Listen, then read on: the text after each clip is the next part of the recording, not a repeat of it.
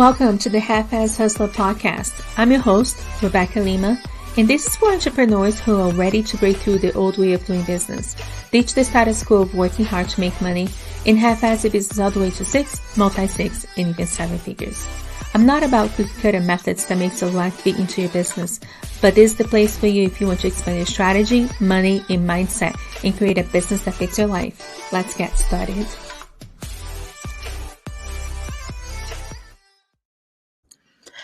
I have recorded this podcast about 3 times. This is the 3rd time. So fingers crossed that the 3rd time is the charm and that this works. I want to chat with you today about your little black dress business strategy.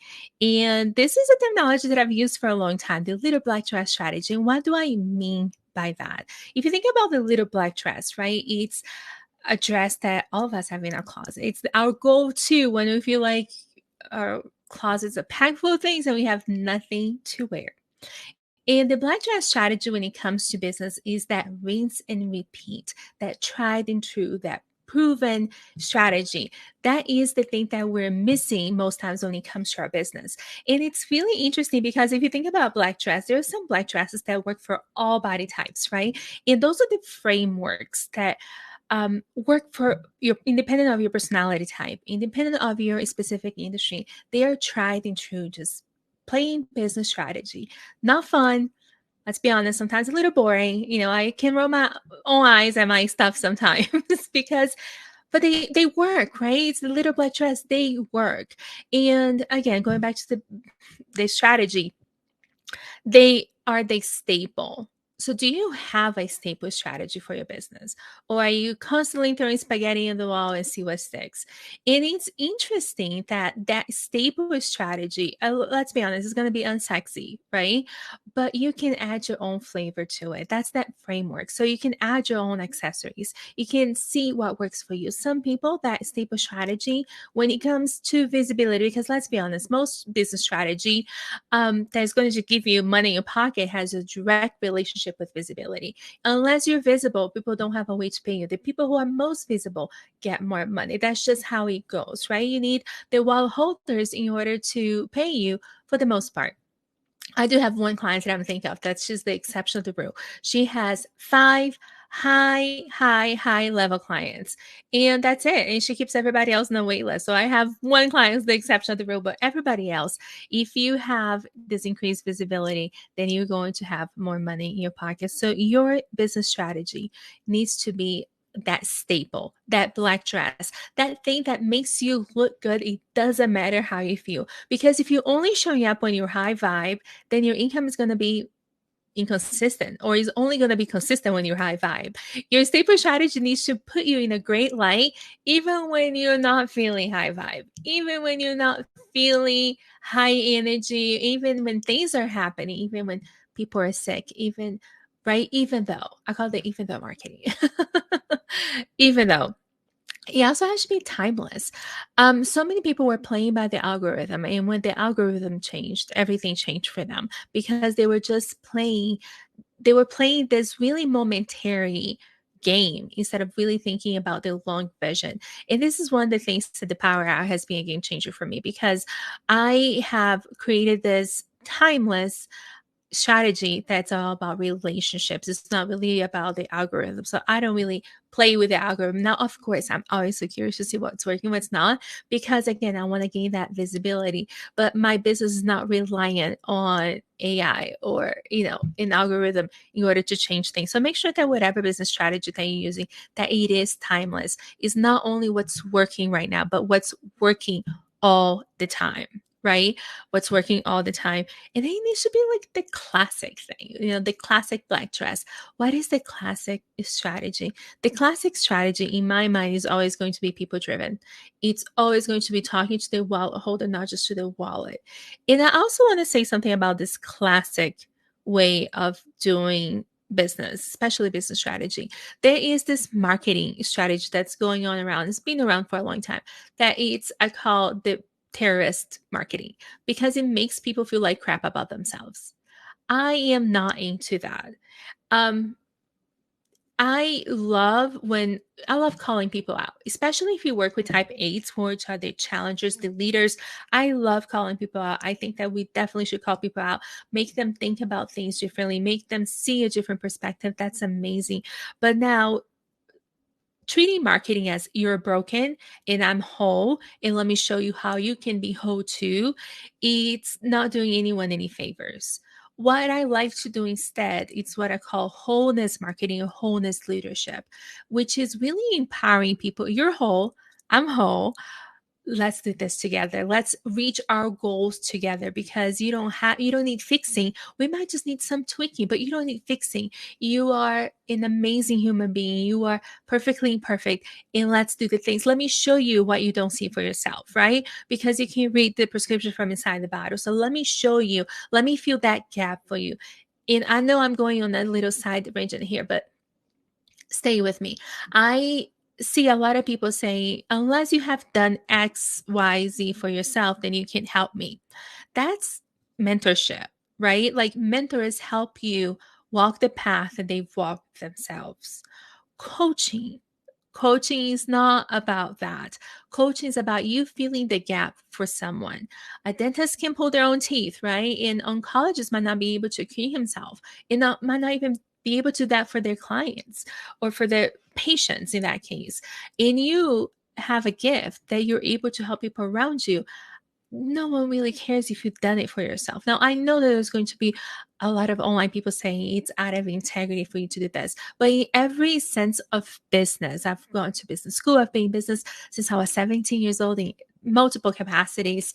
There's no such a thing as I have done this for myself. Let me do it for you, except in mentorship. So in coaching, it's just about you filling out the gaps so you can help your clients do that for them. Um, I used to have this other office where I had all of these diplomas on the back wall. And when I moved, I'm like, I'm just going to put two up because I don't need all of that. It was just decoration. My clients have never come to me and say, hey, how much are you making? How much did you make this month? They don't really care what they care about. And I've helped very close to 500 people at this point, 500 entrepreneurs.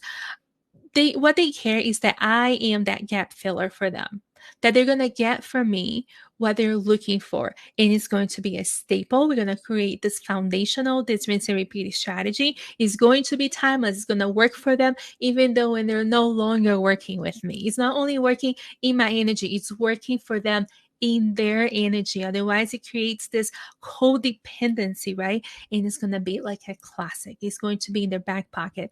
They'll be able to use it. It doesn't matter the occasion. It's going to feel good for them. And it's also adaptable to their situations, right? That's the part about being classic. And I mean, going one more time to the little black dress strategy.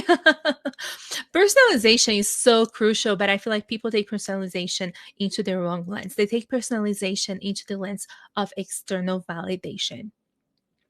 What do people want? What's selling? What is so and so doing? And it becomes this external validation business. And the same way that I have clients who come to me with no business, nothing but a vision, and we start creating businesses. I have clients who come to me when they self-employed at either their personal lives or business because they have created businesses and sometimes very profitable business with this external validation focus, that they're unable to see what works for them. They didn't create it from flow. They created it from what's working, essentially creating another job for themselves. So personalization is what's going to look good on you might not look good on me, and that's okay. And this is how I wear my black dress, and see how you can wear your black dress, and we don't take away from each other, right? We're just enhancing each other. So by personalizing your business strategy, you're going to be creating this strong connection, first of all, with yourself, and then with your audience, because people will know what to expect from you. And there is something very soothing about knowing what to expect, because let's be honest, life is very unexpected.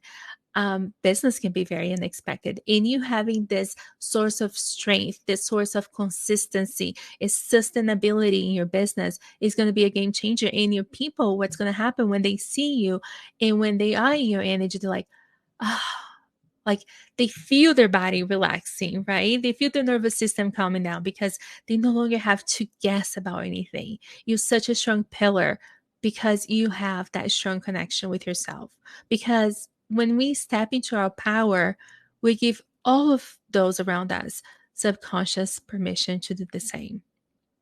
So get your unique experiences and reflect your own individuality to meet your needs first, because the oxygen mask needs to come on first.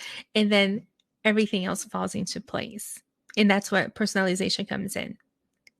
So creating this tailor business that looks different than everybody else, feels different than everybody else, but it fits like a glove on you, is going to be a game changer. I say that my business makes sense for me. It doesn't make sense for anyone else. I have brought so many mentors, so many contractors, and they're like, okay, how do you do this? But it feels good for me. It fits me. And that's what matters. And that's why it feels pretty effortless, pretty flowy, not effortless all the time. And I like what Denise Dunfield Thomas says. She says, effort less, not effort none. There is a certain level of effort here, right? We're in business. But how do you personalize your business? How do you even start? I like to start my clients with 5 personality tests. And even when they join my 6-figure society, I make them take those tests because I like to see their Myers-Briggs. I like to see their Enneagram. I also have this branding test that I like to see how they score on this branding test to see if we can make some tweaks to their branding. Human design, knowing their energetic blueprint, is such a game changer in their money archetype. Their money archetype, the way that they relate to money is so important for me to see that, because people have different money personalities. And an accumulator will lead their business different way than a maverick does. And a maverick is known for like burning things to the ground and starting over. An accumulator likes that consistency, that growth, right? And anytime that it's not growing as much, they feel like they're doing something wrong. So you have to be very mindful. Like connectors, they're all about connecting with people and things. They're like the business matchmakers, but they have a hard time really connecting themselves to their audience because they're so busy doing business for everybody else, right? And being such an they're amazing affiliates and referral basis. That's what they are. They need to make sure that they're getting paid for that. So taking those personality tests, that self-awareness is going to be a game changer. Creating a business that fits your life, not trying to make a life that, around your business, because that's never going to work. So then you create the signature offer, an offer that is not only like client focus. I offer that, okay, I feel good about this. I can deliver this time and time again. I can do this with my eyes closed. And that's an amazing signature offer to have. And you have that level of personalization that no one can deliver it the way that you do. That even though it's a course, they're not in your energy and you can do it so much better. People say this about my pillars all the time. So there's 3 business pillars, right? That we have, that's the foundation of all the things that we do. So if you think about the 3 business pillars, mine is money, mine is marketing, and mine is strategy. So money, marketing, strategy are my 3 pillars. And especially when it comes like to money mindset. So what are the 3 pillars that you're standing in? And it's so interesting because we have people who they do this and then we have a conversation and I mean their energy and all of a sudden I'm like, oh, these are your pillars. And we just up level what they've created, really making that business fit them, right? The little black dress. And then we add the bells and whistles. We add the accessories. We add the things that is going to, and I don't mean this fluff in a way that's non-essential. We add their own fluff, but their own pizzazz per se. um so making sure that your business again has your preferences, the times that you like to work, the times that you work best. I see people waking up at ungodly hours, oh, because my clients are up that way. Well, yeah, but that's not the way that you want to live your life. Then why are you creating from that foundation, right? And then when you create from that foundation of external validation, you're only going to be reinforcing that money is hard and you have to work hard to make money. And even though that's a belief that you're trying to overcome, you're going to be defaulting back to that because, again, you have the validation that you have to get up at 4 o'clock in the morning to see clients in different time zones, right?